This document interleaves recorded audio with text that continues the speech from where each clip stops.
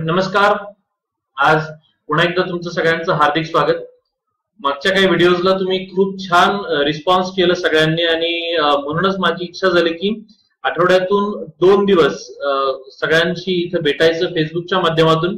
आणि जे काही माझ्याकडे भरपूर सारं ज्ञान आहे जे मी सगळं गोळा केलंय वेगवेगळ्या उद्योगांबाबतचं, की आमचा जो काही माझा पर्सनल एक्सपिरियन्स आहे उद्योगांच्या बाबतीतला तो सगळा तुमच्याशी शेअर करायचा. त्यातून बऱ्याचशा तरुण मुलांना फायदा होऊ शकेल, काही शेतकऱ्यांना फायदा होऊ शकेल.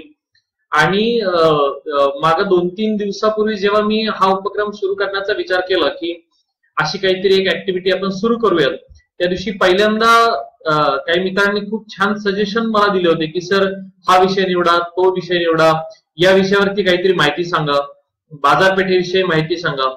तर सहज म्हटलं की याला जर का दर आठवड्याला आपल्याला जर का भेटायचं असेल तर आपण एक प्रोग्राम डिझाईन करू. प्रोग्राम डिझाईन करू म्हणजे काय की या आठवड्यात मी कोणत्या विषयावरती भेटणार आहे, पुढच्या आठवड्यात मी कोणत्या विषयावरती भेटणार आहे.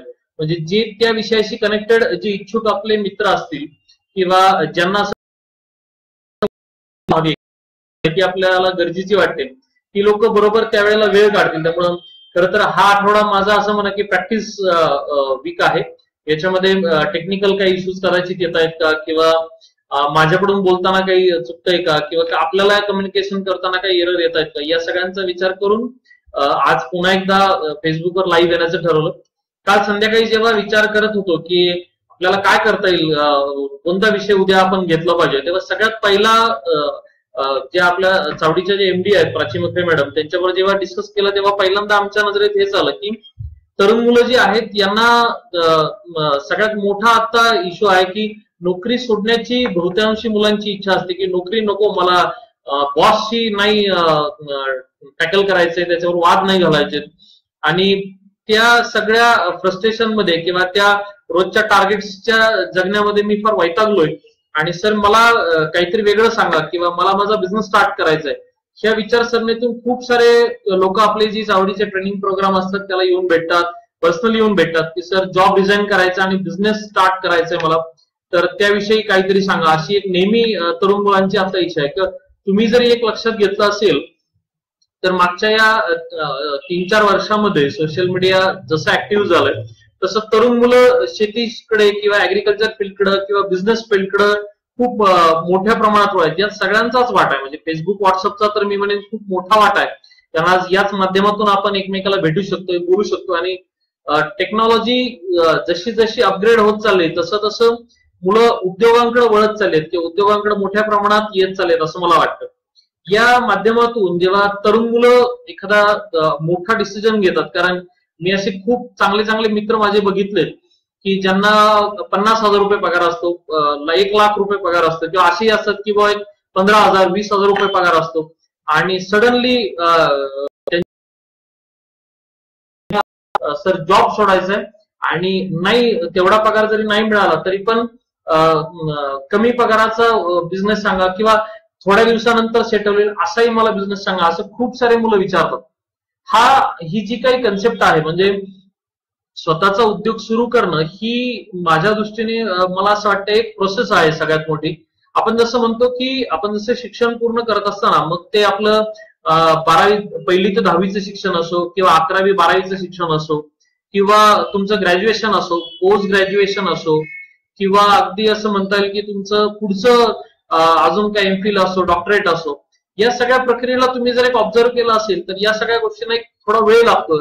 सडनली आपण पीएचडी कधी पूर्ण करू शकत नाही. व्यवसायाचंही नेमकं तसंच असतं. व्यवसायाला नेमकंही हीच अडचण आहे की आता एक सगळ्यात मोठा प्रॉब्लेम आपल्याकडे सापडतोय की जी तरुण पिढी जी व्यवसाय करण्यासाठी उद्युक्त आहे किंवा ज्या तरुण पिढीला वाटतं की मी व्यवसाय करावा, त्यांची सगळ्यात मोठी अडचण आहे की त्यांना फास्ट पाहिजे. म्हणजे जसं आपण म्हणतो ना की 2G आलं, 3G आलं, आता 4G आलं, आता काही दिवसांनी 5G. सो हे सगळं फास्ट लागतं, अगदी पटकन सर सगळं व्हायला पाहिजे. आणि बिझनेस करताना सर आपण असं म्हणू की मुलांना बफरिंग नको असतं. जो काही नवीन उद्योजक आहे याला बफरिंग नाही लागत. त्याचं म्हणणं असतं की अजिबात कुठे माझं कनेक्शन बफरिंग नाही व्हायला पाहिजे, मला सगळं स्पीडली सर रॅपिडली असं विमान माझं उडतच गेलं पाहिजे किंवा माझा आलेख हा कायम वरच्या दिशेने पाहिजे. तर मला या मित्रांना स्पेशली सांगायचंय की ऍक्च्युअली बिझनेस स्टार्ट करण्याची सुरुवातच म्हणजे जेव्हा आपल्याला बिझनेस सुरू करायचा आहे तेव्हाच सगळ्यात महत्वाचं आपल्याला ही गोष्ट समजून घ्यावी लागेल की मला एक वेळ लागणार आहे, ही प्रामाणिक संकल्पना सगळ्यात पहिले आपल्या मेंदूत फिट करावा लागेल. आणि जेव्हा ती मनाची तयारी होईल की मला वेळ लागणारच आहे, कोणी किती जरी म्हटलं, किंवा कदाचित आजकाल काय होतं माहितीये का की फेसबुकच्या माध्यमातून, सोशल मीडियाच्या माध्यमातून, व्हॉट्सअपच्या माध्यमातून काय होते की खूप सारे आपण सक्सेस स्टोरी वाचतो. कोणीतरी 1 लाख कमवले, कोणीतरी 10 लाख कमवले, एवढं केलं वर्षभरात 50 लाख कमवले. आणि कदाचित काय होतं की या ज्या काही स्टोरीज आहेत याच्यातून आपण मग भारावून जातो, त्या विजनरी दुनियेला आपल्याला छान वाटायला लागतं की अरे यार मग मी काय करतो इथे, यापेक्षा मी पण असंच काहीतरी बिझनेस करतो ना. तेव्हा माझं उलट असं म्हणणं आहे की बिझनेस स्टार्ट करण्यासाठी सगळ्यात पहिले तर मला स्वतःला प्रश्न विचारावा लागेल की मी व्यवसाय का करतोय. एकतर मला नोकरी नकोय म्हणून मी व्यवसाय करतोय, का मला व्यवसायच करायचा होता किंवा मला बिझनेसच करायचा होता म्हणून मी बिझनेस करतोय, का मला बॉसनी खूप बोलला काल माझा बॉस आणि बॉसची हॅरिसमेंट मला सहन होत नाही, बेटर वे मी बिझनेस करतो असा आपला ऍटिट्यूड आहे, का मला बॉस नी कचकच करण्यापेक्षा मी बॉस का होऊ नये या अँगलनी आपण बिझनेस करण्याचा विचार करतोय. ही पहिली प्रामाणिक विचारधारा फार गरजेची आहे. कारण नाहीतर असं म्हणूयात की आपल्या बिझनेसचा पाया हा आपलं नॉलेज नसून आपली मनोवृत्ती आहे किंवा आपला माइंडसेट आहे की मला काय करायचंय ह्याचा जोपर्यंत फर्म डिसिजन माझ्या डोक्यात नसेल किंवा मला बिझनेस काहीही झालं, कितीही अडचणी आल्या, कितीही माझ्यासमोर प्रश्न उभे राहिले, अडचणींचे डोंगर उभे राहिले, तरी सुद्धा मी बिझनेसच करणार आहे हा माइंडसेट जर अगोदर तयार नसेल तर कितीही चांगला बिझनेस असला, कितीही चांगली कन्सेप्ट असली, कितीही चांगला प्रोजेक्ट असला तरी सुद्धा तो व्यवसाय कधीच यशस्वी होऊ शकत नाही. ही विचारधारा पहिले डोक्यात फिट्ट करा. क्रमांक पहिला. याच्यातून क्रमांक दुसऱ्याकडे जर आपण वळालो तर एक महत्वाचा बेस करून घ्यावा लागेल. बहुतांशी मुलं किंवा बहुतांशी जे नवउद्योजक होण्याचा जो विचार करून बिझनेसकडे वळतात तेव्हा सडनली आपल्याकडे काय होतं की आपण काहीतरी कुठेतरी वाचलेलं असतं, काहीतरी कुठेतरी अर्धवट ज्ञान घेतलेलं असतं, त्याला मराठी भाषेत आपल्याकडे, आपण आज सगळे महाराष्ट्रीयन शक्यतो लोक मला बघत असतील, आपल्याकडे एक म्हण आहे की अर्ध्या अळकुंडाने पिळवणे असं आपल्याकडे एक म्हण आहे बघा. ती खरं तर जुन्या काळची म्हण, अगदी मला तसं म्हणायचं नाही, पण आपल्याकडे संकल्पना काय आहे की बिझनेस स्टार्ट करताना जेव्हा मला बिझनेस सुरू करायचा आहे किंवा मला बिझनेस स्टार्ट करायचा आहे तेव्हा आपल्याकडे काय झालंय, आपण सकाळी उठल्यावरती आजकाल आपलं घर आहे का, आपली गाडी घोडी आहे का, आपले मुलं बाळ आहेत का, माझी फॅमिली आहे का, मी व्यवस्थित आहे का, माझा चष्मा व्यवस्थित आहे का, हे सगळं न बघता पहिले माझा मोबाईल कुठं आहे हे आपण शोधायला सुरुवात करतो. लक्षात येतं मी काय म्हणतोय ते. म्हणजे काय होतं की एखादा व्यवसाय जेव्हा आपण निवडण्याचा निर्णय करतो किंवा एखादा व्यवसाय आपण सिलेक्ट करण्याचा विचार करतो, आपण काय करतो, आपण थोडंफार प्रमाणात गुगल करतो, बरोबर. पहिली 1-2-4 पानं आपण वाचून बघतो, इकडून तिकडून थोडीफार आपल्या जवळच्या 2-4 ज्यातलं त्यांना थोडंसं ज्ञान आहे त्यांना थोडंसं विचारून बघतो आणि आपण डिसिजन घेऊन टाकतो की दिस कन्सेप्ट इज अल्टिमेट, हा सुंदर प्रोजेक्ट आहे आणि याच्यात एवढे एवढे पैसे मिळतात आणि मला हा बिझनेस सुरू करायचा आणि मी थांबत नसतो, मला 2 महिन्यात तुम्ही बघा मी काय करून दाखवतो, अशी एक आपल्याकडे भयानक विचारधारा आहे. मला सांगायचं असेल की जर का सगळेच व्यवसाय जे मोठे व्यावसायिक आहेत हे जर का असं 2 आणि 4 दिवसाच्या अभ्यासातून जर का व्यवसाय उभा राहिला असता तर प्रत्येक जणच आज आपल्याकडे असं म्हणत मराठीमध्ये की टाटा बिर्ला अंबानी झाले असते. सो अभ्यास केल्यानंतर अहोरात्र त्याच्यावरती नॉलेज त्या व्यवसायातलं पहिले मिळवल्यानंतर त्याचे लूप्स काय आहेत, त्याच्यातल्या अडचणी काय आहेत, हा व्यवसाय कसा केला जातोय, हा व्यवसाय कसा केला गेला पाहिजे, कुणी हा अगोदर व्यवसाय केलाय का, त्यांनी केलाय तर त्याच्या काय अडचणी आल्यात, त्याला नक्की कोणत्या प्रसंगाला सामोरं जावं लागलं. माझं तर उलट असं म्हणणं असेल की ज्या कोणत्या कन्सेप्ट तुमच्या आणि माझ्या डोळ्यासमोर आहेत किंवा तुमच्या आणि माझ्या डोक्यात असतील त्या कन्सेप्टला सगळ्यात पहिले काय करावं, एक प्रश्न स्वतःला विचारून बघायचा. आपल्याकडे आपण जसं महाराष्ट्रीयन लोकांमध्ये आपण असं म्हणतो की आपल्याकडे उद्योजकांना म्हणा किंवा नवीन तरुणांना म्हणा राजकारणी व्यक्तींची खूप क्रेज असते की दादा खूप मोठे झाले, साहेब खूप मोठे झाले, भाऊ खूप मोठे झाले, बरोबर. आपल्याला ती क्रेज असते की मला सुद्धा त्यांच्यासारखं मोठं व्हायचं, माझे लागले पाहिजेत. सो ही जी काही थीम आहे ना, मग आपण त्यांना पैसेवाले म्हणतो, आपण त्यांना मोठी पार्टी, आपल्याकडे एक मराठीत शब्द आहे, बरोबर. तर मला एक प्रश्न विचारायचा की जर का हा मी जो निवडलेला व्यवसाय खूप चांगला असेल, जर हा व्यवसायातून भरपूर सारं उत्पन्न येत असेल तर मग असं म्हणूयात की आपल्याकडे एक म्हण आहे की मग हा व्यवसाय अगोदर कोणी का नाही केला. मग जी लोक साखर कारखाना सहकारातून एकत्र येऊन करू शकतात, जी लोक प्रायव्हेट साखर कारखाने सुरू करू शकतात, जी लोक स्वतःची एखादी मोठा उद्योग उभा करू शकतात, इंडस्ट्री उभी करू शकतात, त्यांनी का बरं हा व्यवसाय निवडला नसेल, असा जर एक बेसिक प्रश्न अगोदर विचारला तर तुम्हाला अडचणी नाही, तर तुम्हाला त्यातल्या रिअलिस्टिक कन्सेप्ट समजून घ्यायला सुरुवात होऊन जाईल. म्हणजे माझा सांगण्याचा अर्थ काय की जर हा व्यवसाय एवढा सुंदर आहे जो आतापर्यंत मला वाटतोय, तर हा व्यवसाय कुणी अगोदर का नाही केला याचा मला अभ्यास केला पाहिजे. म्हणूयात मी थोडंफार नेटवरतीच मी एक अभ्यास केला होता की फॉरेन कंट्रीज मध्ये फेल्युअर उद्योगांच्या सुद्धा स्टोरीज सांगितल्या जातात. फेल्युअर उद्योग म्हणजे काय की जे उद्योग एखाद्या उद्योजकांनी प्रयत्न केला, सुरुवात केली आणि काही प्रमाणात तो उद्योग करत पण होता, पण दुर्दैवाने काही अडचणीमुळे तो उद्योग त्याला बंद करावा लागला, तर त्याला म्हणतो आपण फेल्युअर स्टोरीज की हा उद्योग बंद पडला. आपल्याकडे सुद्धा तीच संकल्पना डेव्हलप व्हायला पाहिजे की हा उद्योग जर अगोदर कोणी का केला तर त्यांनी कसा केलाय, त्याला काय अडचणी आल्या, प्रॅक्टिकल फील्डमध्ये त्याच्या काही अडचणी आहेत का, मग कच्च्या मालाच्या अडचणी असतील, बाजारपेठेच्या अडचणी असतील, प्रक्रियेच्या अडचणी असतील किंवा टेक्नॉलॉजीच्या अडचणी असतील, असे वेगवेगळे प्रश्न यामध्ये असतील का.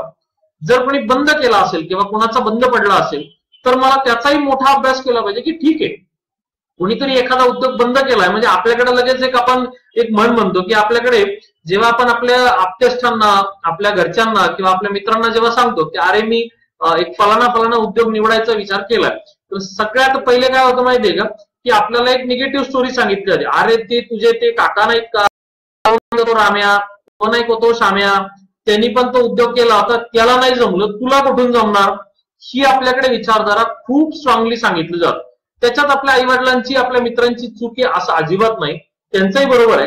कारण आतापर्यंत आपल्याकडे महाराष्ट्रामध्ये आपल्याकडे हेच वातावरण मोठ्या प्रमाणात डेव्हलप झालं, बरोबर. मोठ्या प्रमाणात आपल्याकडे अशी निगेटिव्हिटीज मोठ्या प्रमाणात पुटअप केलेली आहे, त्यामुळे त्यात त्यांची चूक नाही. त्यांना म्हणायचं तुमचं म्हणणं अगदी बरोबर आहे, पण माझा विचारसरणी आणि त्यांची विचारसरणी याच्यामध्ये नक्कीच फरक आहे आणि मी त्याच्यावरती आता अभ्यास करतोय, मी त्याच्यावरती पूर्ण आता इव्हॅल्युएशन करतोय, एकदा त्याच्यावरती केस स्टडी करतोय. जर का मला ते व्यवस्थित वाटलं तरच मी हा उद्योग करेन, अन्यथा मी तो उद्योग करणार नाही. त्यामुळे तुम्ही कोणी काळजी घेण्याची आवश्यकता नाही. मला नक्कीच त्याच्यामध्ये सपोर्टिव्ह माहिती द्या की समजा जर कोणी तो उद्योग तुमच्या ओळखीतल्या मित्रांनी किंवा ओळखीतल्या काका मामांनी जर तो बंद केला असेल तर मला त्यांचा नंबर द्या किंवा मला त्यांचा ते कुठं भेटतील, कुठं असतील याचा मला संपर्काचा काही कॉन्टॅक्ट मला करून द्या किंवा तुमच्या कॉन्टॅक्टमध्ये असतील तर आपण त्यांना भेटायला जाऊ आणि त्यांचं आणि माझं एकमेकात डिस्कशन होऊ द्या की मग काय होईल की सर तुम्ही का उद्योग हा बंद केला हे मला सगळं सांगा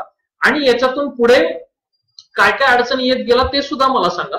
म्हणजे काय होणार की मला पुढे वर्कआउट करणं सोपं जाईल किंवा मला तो डिसिजन घेणं सोपं जाईल. कारण आपल्याकडे एक निगेटिव्ह विचारधारा आहे की होतंय काय की जेव्हा जे लोक उद्योग करत असतात, हा अनुभव तुम्हाला सुद्धा असेल की जे लोक उद्योग करत असतात त्यांना जर का हा प्रश्न आपण विचारला की सर आम्ही हा उद्योग करू का, तर नक्कीच आपल्याला की हा हे फार अवघड आहे, हे जमण्यासारखं नाहीये, तुम्ही इकडे लक्ष देऊ नका की वर्कआउट करू नका, असे आपल्याकडे निगेटिव्ह अप्रोच मेजरली प्रमाणात येतात. मग एक मी सोपा प्रश्न विचारतो, जर का हा उद्योग सर तुम्ही एवढा अवघड आहे, जमण्यासारखं नाहीये असं जर का कधी म्हणत असाल तर माझं असं म्हणणं आहे की बेटर आहे मग त्यांना प्रश्न विचार, मग तुम्ही काय एवढे दिवस झाले हा उद्योग करताय, तुम्ही का नाही बंद करून टाकला, असा जर का प्रश्न विचार आपल्याला सॉल्व्ह होऊ शकतील.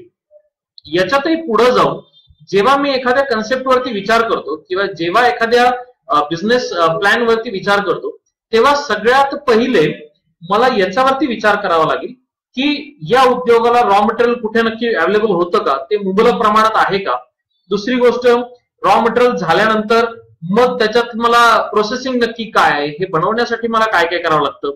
तिसरी गोष्ट, यासाठी लागणाऱ्या मशिनरी काय काय आहेत त्या मला कुठे अवेलेबल होतील. चौथी गोष्ट, मला जी काही प्रोसेसिंग आहे किंवा जो काही प्लांट उभा करणं आहे त्यासाठी माझ्याकडे स्वतःकडे जमीन आहे का, ते मी कसं वर्कआउट करू शकेन. याच्यानंतर पुढे गेल्यावरती मला हा प्रोजेक्ट केल्यानंतर किंवा याचं जे प्रोडक्शन तयार होणार आहे याचं मी मार्केटिंग कसं करू शकतो. आणि हे जे बेसिक वर्किंग आहे किंवा हा जो काही बेसिक फंडा आहे याच्यामध्ये जेव्हा आपण पुढे जाऊ किंवा याच्यामध्ये जेव्हा आपण एक पाऊल पुढे टाकू, त्यातलं सगळ्यात मेन म्हणजे मला बाजाराचा किंवा मार्केटचा सर्व्हे करावा लागेल. मार्केट सर्व्हे केल्यानंतर मला हे लक्षात येईल की खरोखर याची डिमांड आणि सप्लाय याचा जो काही फ्लो आहे तो डिमांड आणि सप्लायचा फ्लो नक्की कसा मेंटेन आहे याच्यावरती सगळ्यात जास्त काम करावं लागेल. कदाचित मार्केटमध्ये जी डिमांड आहे तेवढा जर सप्लाय आता व्यवस्थितरित्या चालू असेल तर मग मला किती उत्पादन करायचं याचा अंदाज मला घेता येईल. हा जो काही बेसिक बिझनेस स्टडी आहे, हा बिझनेस स्टडी जेव्हा आपला एखाद्या कन्सेप्टवरचा क्लिअर होईल त्यानंतरची उद्योग उभारतानाची आयुष्यातली सगळ्यात मोठी आणि महत्वाची पायरी म्हणजे आपल्या घरच्यांना, आपल्या नातेवाईकांना, आपल्या मित्रांना जे आपल्या जवळचे आहेत या सगळ्या लोकांना घेऊन त्यांना बसून त्यांच्याबरोबर सगळ्यांना बरोबर घेऊन आपल्याला डिस्कशन करावं लागेल, त्यांच्याबरोबर चर्चा करावी लागेल. ही गोष्ट आता आपल्याला हास्यास्पद वाटेल किंवा आपल्याला असं वाटेल की कसं वर्कआउट करायचं, काय गरज आहे याच्यावर बोलायची, त्यांना काही कळत नाही त्यातलं, अशी एक आपल्याकडे संकल्पना असते. तर मग मला या मित्रांना सांगायचं की जेव्हा आपण नोकरी सोडून जेव्हा सगळ्यात पहिले आपल्या कुटुंबाला समजून सांगणं नितांत गरजेचं आहे. का समजून सांगण्यापेक्षा त्यांना विश्वासात घेणं अत्यंत गरजेचं आहे. कारण बिझनेस हा एका दिवसात उभा असतो. त्यामुळे सुरुवातीच्या पडत्या काळामध्ये, सुरुवातीच्या या उभरत्या काळामध्ये, सुरुवातीच्या या स्टार्टिंग पॉइंट्स मध्ये तुम्हाला मानसिक पाठिंबा जो पाहिजे तो सगळ्यात पहिले आपल्या कुटुंबाकडून मिळवणं अत्यंत गरजेचं आहे. नाहीतर काय होतं माहितीये का की नोकरी सोडून म्हणजे सुदैवाने असं आपण गृहीत धरूया की समजा माझं लग्न नाही झालं आणि माझे जर का आई वडील किंवा माझे नातेवाईक बहीण भाऊ जर घरात असतील आणि त्यांना जर का माझा हा डिसिजन कळला तर बरोबर सुरुवातीला म्हणतील ठीक आहे हरकत नाही, पण नंतरच्या काळात काय होणार आहे की बहुतांशी जणांचा याला विरोध चालू. मी म्हंटल होतं तुला तू या फालतू ह्याच्यात पडू नको, आपल्यात कधी कुणी बिझनेस केलाय का, कुणाला हे शक्य आहे का, तू उगाच कारण नसताना चांगली नोकरी सोडली, बरं होतं तिथं, नंतर काय प्रमोशन झालं नसतं का, सगळं लोक काही सगळेच जण बिझनेसच करतात का, या आणि यासारखे असंख्य प्रश्न आपल्या डोळ्यासमोर उभे राहतात. आणि या प्रश्नांनी माणूस व्यवसायाचं कॉन्सन्ट्रेशन, बिझनेसवरचं कॉन्सन्ट्रेशन ऑटोमॅटिकली शिफ्ट होतो आणि आपण या घरच्या सगळ्या हेक्टिक कन्सेप्ट मध्ये आपण अडकून जातो. मग याच्यासाठी मी जेव्हा व्यवसायाचा निर्णय घेतो, मी जेव्हा बिझनेस करण्याचा निर्णय घेतो तेव्हा सगळ्यात पहिले सगळ्यात महत्वाची गोष्ट म्हणजे काय की मला घरच्यांना समजून सांगावं लागेल की बाबा, आई, काका, मामा मला थोडासा वेळ द्या, मला थोडंसं सुरुवातीला 1-2 महिने 4 महिने पूर्ण वेळ द्या, तिथे उलट तुम्ही मला थोडीशी मदत करा, कारण तिथे मला थोड्या अडचणी येणार, त्यावेळेस तुमच्या मानसिक आधाराची मला फार मोठ्या प्रमाणात गरज आहे आणि मगच मला ते पुढे नेता येणं सोपं आहे. किंबहुना तुमच्यातलं ज्यांना ज्यांना शक्य असेल त्यांनी मला सक्रिय सहभाग या माझ्या प्रोजेक्टमध्ये, या कन्सेप्टमध्ये मला करा, म्हणजे जेणेकरून मला हा प्रोजेक्ट उभा करणं अत्यंत सोपं पडेल. बघा बरं का गंमत काय होते, असं आपण नेहमी म्हणतो की घरातून जर का एखाद्या गोष्टीला सपोर्ट असेल, आपण जेव्हा व्यवसायातून थकून, बिझनेसमधून थकून जातो आणि घरी आल्यानंतर जेव्हा आपल्याला घरातलं वातावरण आपल्या पोषक असतं, घरातलं वातावरण आपल्याला समजून घेणार असतं, घरातलं वातावरण आपल्याला पुन्हा एकदा उभारी देणार असतं, प्रोत्साहन देणार असतं, तेव्हा माणूस संध्याकाळी जेवण करून झोपल्यानंतर दुसऱ्या दिवशी पुन्हा एकदा उभारणीत परत उभा राहतो की नाही मला करायचंय, मी या प्रश्नावरती उत्तर शोधू शकेन. पण जर का असं नसेल, तुम्ही जर तुमच्या घरच्यांना, मित्रांना जर का विश्वासात घेतलं नाही, यांच्याबरोबर तुम्ही रोज उठता, रोज बसता, तर मग तिथे प्रत्येक ठिकाणी आपण म्हणतो की तुंतुन चालू होतं. तुंतुन म्हणजे काय माहितीये का की मग ते काय तू काय जमत नाही, मग तू सोडूनच दे, ते काय होणार नाही तुझ्याकडून, ते अशक्य आहे. आणि मग या फ्रस्ट्रेशन खाली बरेच लोक अचानक मग निर्णयातून डायव्हर्ट व्हायला लागतात किंवा जो एवढा स्टिक राहून आपण जो काही निर्णय घेतलेला आहे त्याच्यापासून आपण परावर्तित व्हायला लागतो की नाही हे मला शक्य नाहीये आणि मी नाही करणार, हे सगळं हे मला नाही पॉसिबल होणार आणि नाही ते मला नाही शक्य होत. सो हा एक निगेटिव्ह अप्रोच मेजरली प्रमाणात तयार होतो. मग ती जर का फळी आपण क्रॉस केली, आपण आपल्या घरच्यांना, आपल्या बायकोला, आपल्या मुलांना, आई वडिलांना सगळ्यांना जर विश्वासात घेऊन जर पुढे गेलो तर मग फारशा अडचणी येणार. आता मुद्दा क्रमांक 3, व्यवसाय निवडताना किंवा व्यवसायामध्ये पुढे जाताना महत्वाचा निर्णय जेव्हा घरच्यांना आपण विश्वासात घेतलाय तेव्हा सगळ्यात शेवटचा आणि महत्वाचा टप्पा म्हणजे आपली फायनान्शियल कंडिशन वरती विचार करणं. का तर प्रत्येक उद्योगाला 2 प्रकारामध्ये फायनान्स लागतो किंवा 2 प्रकारामध्ये पैसे लागतात. त्यातला पहिला पार्ट म्हणजे एक तुम्हाला तुमचं मशिनरी, तुमचा प्रोजेक्ट उभा करण्यासाठी लागणारा पैसा.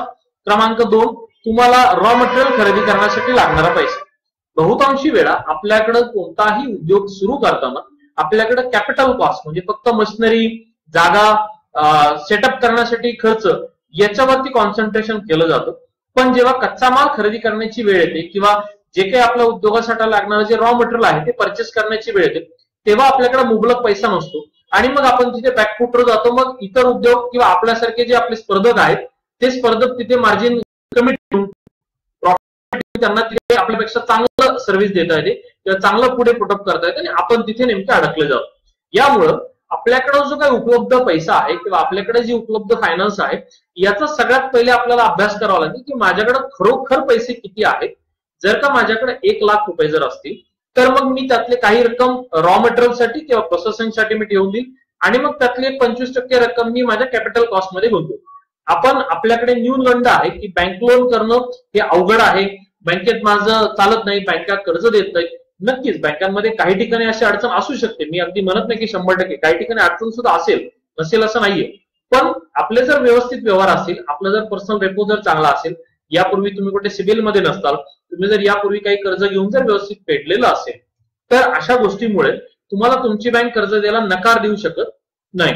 मग सगळ्यात महत्वाची गोष्ट काय की जर अशी परिस्थिती जर का असेल तर मी काय करू शकतो की सर्वप्रथम माझ्या बँकेमध्ये चर्चा करून बघूया. समजा दुर्दैवाने जर बँकेतून कर्ज मिळण्यास काही तांत्रिक अडचणी येत असतील तर मग मी एक सगळ्यात महत्वाचा आणि मोठा डिसिजन काय घेईल की मग मी माझे हे जे आप्तेष्ट, हे सगळे जे मित्र आहेत यांच्याकडून मग मला काही प्रमाणात फायनान्स उपलब्ध करून घेता येईल किंवा त्यांच्याकडून मला काही प्रमाणात बिझनेससाठी हेल्प सुद्धा होऊ शकेल. ही स्टेप आपल्याला सगळ्यात महत्वाची गाठावी लागेल. ही जी काही स्टेप आहे किंवा ही जी काही मुवमेंट आहे ही अत्यंत महत्वाची काय आहे. जर फायनान्स उभा राहत असेल तर बहुतांशी वेळा बऱ्याचशा बाकीच्या अडचणी सहजरित्या सुटल्या जातात. त्यामुळं तुम्हाला आणि मला दोघांनाही उद्योग उभारताना प्रत्येकाच्या बाबतीत हीच एक महत्वाची पायरी पार करावी लागते की माझा जो काही उद्योग आहे त्याच्यासाठी येणारा बेसिक फायनान्स कुठून येणार आहे. या जर फायनान्सचे प्रश्न जर सुटत असतील तर मग उद्योग उभा करायला अडचण येणार नाही. हे जी काही मला जनरल आता पहिला स्टेप म्हणजे आपण उद्योग सुरू करतोय यातला आतापर्यंत सांगितलेला हा म्हणजे कोणताही उद्योग उभा करण्यामधला पहिला जसं केलं होतं तशी शेवटची 1, 2 ते 3 मिनिटं आपल्याकडे, कारण 25 मिनिटापेक्षा जास्त व्हिडिओ आणि खूप मोठा व्हिडिओ जर झाला तर बघण्याची सुद्धा मजा येत नाही. त्यामुळे मी छोटे छोटे खरं तर 20च मिनिटाचे व्हिडिओ ठेवले, पण बोलण्यामध्ये ओघात वेळ वाढून गेला. तर मला उलट कुणी जर लाईव्ह असेल, कोणाला जर काही प्रश्न विचारायचे असतील तर तुम्ही प्लीज कमेंट बॉक्स मध्ये प्रश्न हिट करू शकता, प्रश्न टाईप करून टाकू शकता, म्हणजे मला तुमच्या प्रश्नांना उत्तर देणं सोपं होईल आणि मग आपण एक 3 मिनिटांमध्ये आपण आपल्या आजची चर्चा किंवा आजचा व्हिडिओ आपण आज इथे थांबूयात.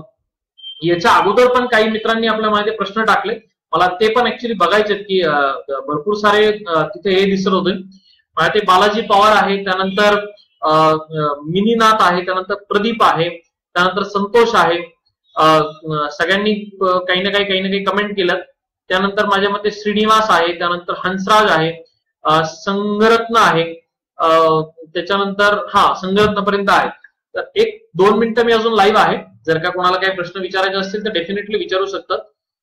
याच्यात शंका काही जर का असेल तर आपण नक्कीच त्यावरती चर्चा करूयात, त्यावरती डिस्कशन करूयात.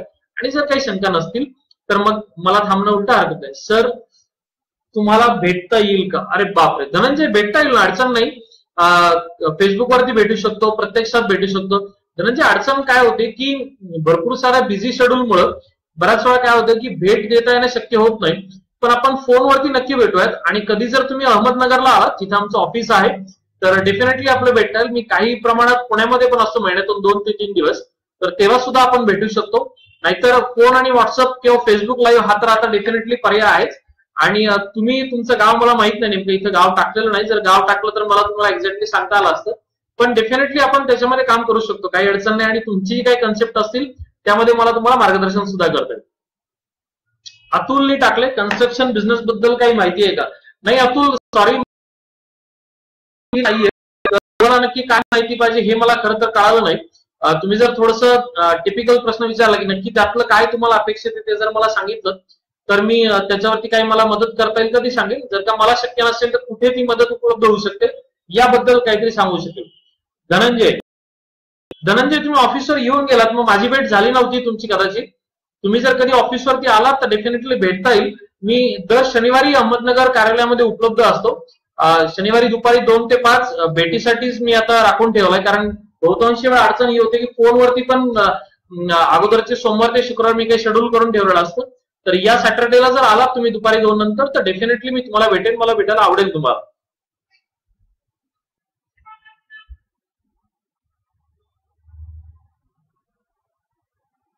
अजून कोणाला काही शंका आहेत का? आपला वेळ संपत चाललाय नेमकं. अजून एक फार तर 1 मिनिट मी उपलब्ध आहे. कोणाला जर काही प्रश्न उद्योगाबाबत जर विचारायचे असतील तर प्लीज लाईव्ह असताना विचारा, कारण नंतर कमेंट केल्यानंतर राहून जातं बघण्याचं आणि मग कदाचित बरेच जण नाराज होतात की सर तुम्ही रिप्लाय करत नाही, तुम्ही सपोर्ट करत नाही. आता जर कोणाला काही प्रश्न असतील तर प्लीज विचारा. युवराजनी खूप छान माहिती विचारली. सर मला गोट फार्मिंग बद्दल माहिती हवी आहे.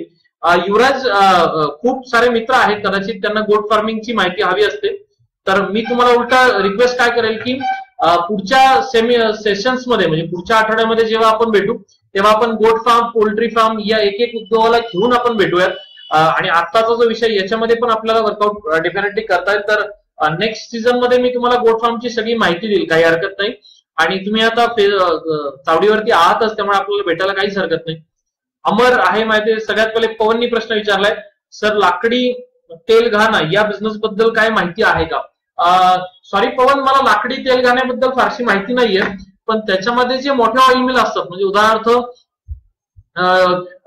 मशिनरी थ्रू जे तेल, बरीचशी माहिती आहे. त्याबद्दल जर तुला माहिती अपेक्षित असेल तर डेफिनेटली मी तुला माहिती देऊ शकेन पवन. लाकडीबद्दल मला फारशी माहिती नसल्यामुळे मी खरं तर बोलणं चुकीचं आहे, पण त्याबद्दल मी तुला जर कधी माहिती लागली तर आपल्याकडे ट्रेनिंग प्रोग्राम आहे पवन, त्याच्यामध्ये सगळी सविस्तर माहिती आपण देतो, काही अडचण येणार नाही. त्याच्यानंतर पवन नंतर 1 मिनिट, पवन नंतर आहे अमर मिरगे. अमर, तुझा प्रश्न आहे मशरूम ट्रेनिंग आपल्याकडे होतं का? त्यासाठी खरं तर मी ट्रेनिंगचं ऍडमिशन वगैरे बघत नाही, त्यामुळे अमर तू जर का आपल्याकडे चावडीचे नंबर्स असतील तुझ्याकडे तर तुला डेफिनेटली तिथे तुला कॉन्टॅक्ट करता येईल किंवा त्यांच्याशी बोलून तुला येऊ शकेल. चावडीचे नंबर्स मी वाटल्यास परत एकदा रिपीट करतो, जर तुम्हाला ट्रेनिंग ऍडमिशन वगैरे घ्यायचे असेल तर 72 49 85 64 23 किंवा 25 या नंबरला तुम्ही कॉन्टॅक्ट करा. त्याच्यावरती तुम्हाला ती माहिती मिळू शकेल. मशरूमचं ट्रेनिंग डेफिनेटली आपल्याकडे असतं, त्याची माहिती तुला मिळू शकेल. युवराज थँक्यू, तू हे केलं. शिवश्री निलेश लोंढे पाटील सर आहेत, मला व्यवसाय करायचा आहे. खूप छान सर, तुम्ही कन्सेप्ट निवडली, पण नक्की कोणता व्यवसाय करायचा हे जर मला सांगितलं तर मी तुम्हाला काही सपोर्ट करू शकतो, कारण ऍक्च्युली मला क्लिक होत नाहीये. तर तुम्ही जर मला स्पेसिफिक करून जर पाठवलं निलेशजी तर मी तुम्हाला सांगू शकेन की कोणत्या व्यवसायाबद्दल आपल्याला माहिती देता येईल. अतुलनी परत माझ्याकडे टाकलंय, मी रोड कन्स्ट्रक्शनचे काम घेतोय आहे, परंतु त्यासाठी लागणारे भांडवल कोणत्या बँकेतून मिळेल? अतुल, रोड कन्स्ट्रक्शनचं जे तुम्ही काम घेताय तर मला तुम्हाला स्पेशली सजेस्ट करायचं की याचं जर तुमच्याकडे लायसन असेल, आय थिंक मला जिथपर्यंत माहिती की तुम्हाला एक लायसन काढावं लागतं, आणि जिथं आता ज्या बँकेत तुझे व्यवहार असतील त्या बँकेमध्ये स्पेशली कर्जासाठी चौकशी कर. समजा त्या बँकेमध्ये जर तुला रेग्युलर म्हणजे मॉर्गेज लोन किंवा प्रोजेक्ट लोन जर का मिळायला अडचणी येत असतील तर तुझ्यासाठी मुद्रा योजना नावाचाही प्रकार असू शकतो, जर का तुझे अगोदरचे व्यवहार व्यवस्थित असतील. मुद्राबाबत पण तू चौकशी करू शकतो. समजा ज्या बँकेत व्यवहार आहेत तरी सुद्धा एखादी बँक जर तुला लोन द्यायला काही कारणास्तव नकार देत असेल किंवा काही त्यांना जर तांत्रिक अडचणी येत असतील तर इतर बँकांसुद्धा आहेत. उदाहरणार्थ शहराच्या ठिकाणी एचडीएफसी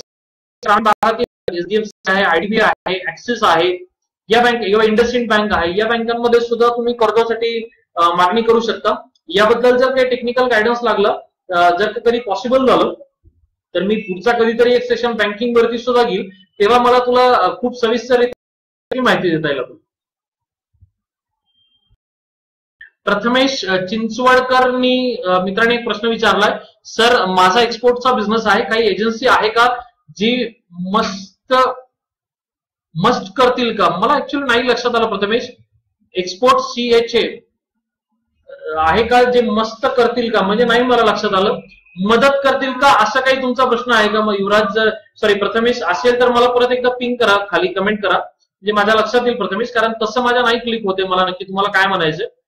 जर का तुम्हाला मदत असा जर का शब्द असेल तर तुम्ही अपेडाच्या वेबसाईटवरती जर गेलात तर कदाचित अॅग्रो बेस जर का तुम्ही काही एक्सपोर्ट करत असाल तर अपेडाच्या माध्यमातून बऱ्याचशा तुम्हाला लिंकेजेस मिळतील. पुण्यामध्ये किंवा आसपासच्या परिसरात असाल तर MCCI म्हणून एक ऑर्गनायझेशन आहे सेनापती बापट रोडला, MCCIA. MCCI मध्ये सुद्धा तुम्हाला एक्सपोर्ट ओरिएंटेड बरीचशी तिथं सपोर्ट केला जातो किंवा मदत केली जाते, तिथे सुद्धा तुम्हाला माहिती मिळू शकेल. अजून काही वेगळा विषय असेल तर मला सांगा, म्हणजे मला त्याविषयी मार्गदर्शन करता येईल. शेवटचा 1 मिनिट राहिलाय, कारण ऑलरेडी बोलता बोलता 30 मिनिटं होत आली, अर्धा तास आपण गप्पा मारते, वाटलं सुद्धा नाही.